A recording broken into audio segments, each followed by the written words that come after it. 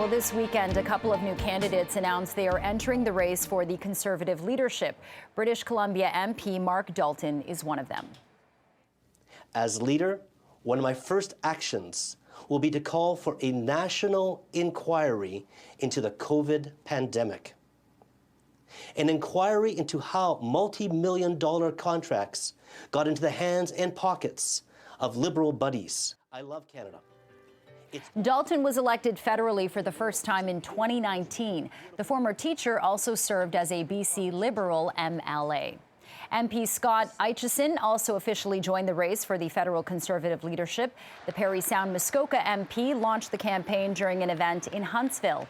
Aitchison is the former Huntsville mayor, and after nearly 2 decades in municipal politics, he moved to a seat in the House of Commons in 2019. He was re-elected in 2021 with almost 48% of the vote. So that means 8 candidates are now fighting for the job, and that includes Jean Charest, who joins us live now via Skype. Mr. Charest, good morning to you. First of all, how are you feeling after announcing that you tested positive for COVID-19 last week? Well, I'm feeling very well, and I'm fully vaccinated, and so it's one of the risks of campaigning for all of us, and so I'm it's like the tail end of a bad cold. That's where it's at right now. Thank you for asking, Jennifer. Okay, well, I'm glad that you're feeling better. You certainly look good, and I'm happy that you can join us this morning. Mr. Charest, you have an illustrious and deep track record in Canadian politics.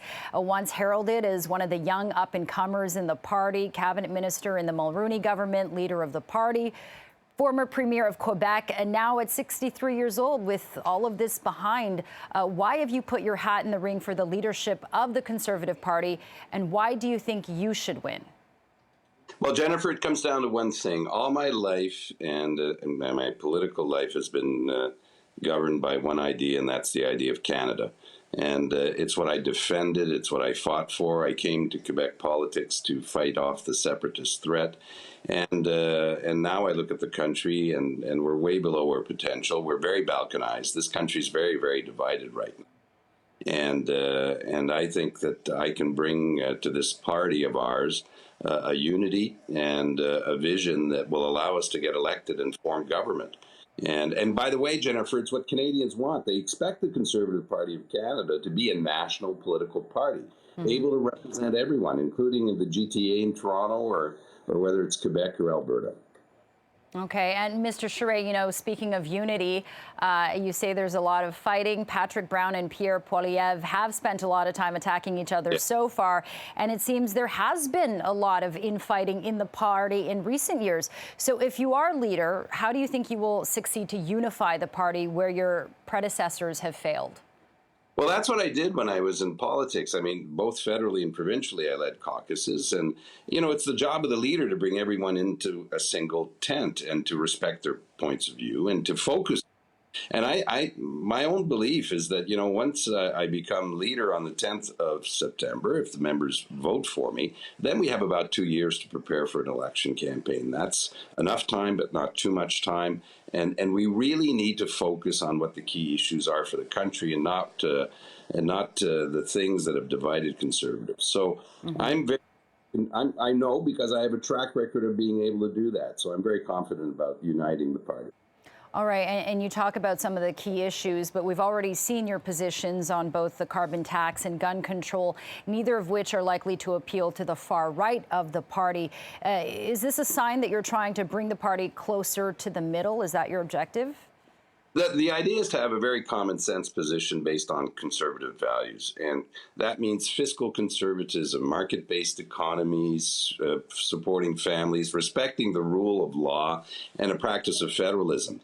On climate, we need to have a comprehensive climate policy that includes all the things like carbon capture and storage and biofuels and a price on carbon, but it needs to be fair. It needs to be simple. It cannot discriminate against people in rural Canada. It cannot be a wealth transfer. And so we can walk and chew gum at the same time, Jennifer, but we need to address this issue in a common way. And on gun control, the big focus should be on controlling handguns in cities like Toronto and Montreal. The federal government should put its energy on stopping the traffic of handguns in our cities so that we're able to reduce crime and violent crime. All right, Mr. Charest, speaking of, all these issues, what do you think the key issue is going to be when this competition boils down to September 10th? What do you think is the main thing that you guys will be fighting for? Well, for Conservatives, it's going to boil down, Jennifer, to one simple question. Which of the leaders is able to allow us to win the next election campaign?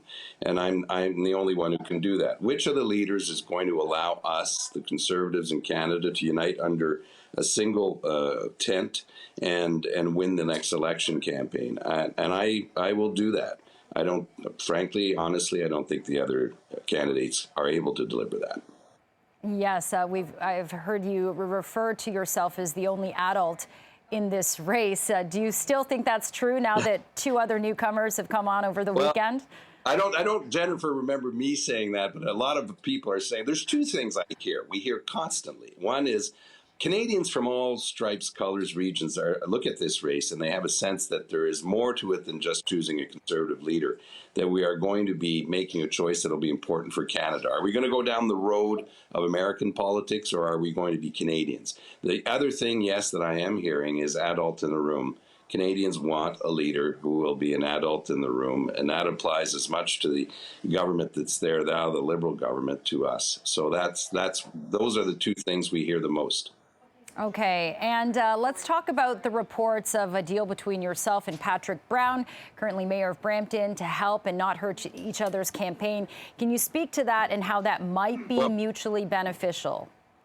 Well, there is no deal. Okay. To be quite clear, because the members will choose in the end. But I want to have a good relationship with all the candidates. I've known Patrick Brown a long time, and I have a lot of respect for him, and we have a good relationship. But I also spoke with Leslyn Lewis, who I don't know as well, but for whom I have a lot of respect. I think it's important that as we go into this race, there be those good relationships and not these just wholesale attacks. I mean, there's one of the candidates in this race, not to name him, Mr. Poilievre, who's spending more time attacking me than actually doing, running his own campaign. And so, so be it. I mean, it says more about him than it does about me, actually. And so I have a good relationship with all the candidates. That's what we want, and that's the way this race is going to be conducted. All right, Mr. Charest, last question for you. Let's stay with relationships. Your relationship with Chinese telecom company Huawei has been highlighted as an obstacle to your ability to lead the party and the country as it enters the next phase of its relationship with China. What do you say to these critics?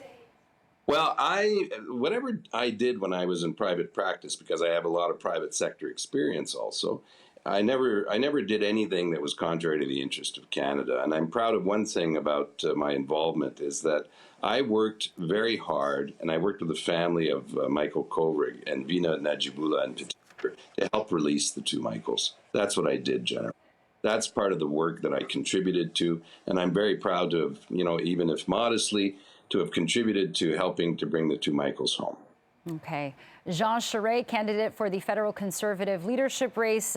Really appreciate you coming on CP24 Breakfast this morning, especially as you are recovering from COVID.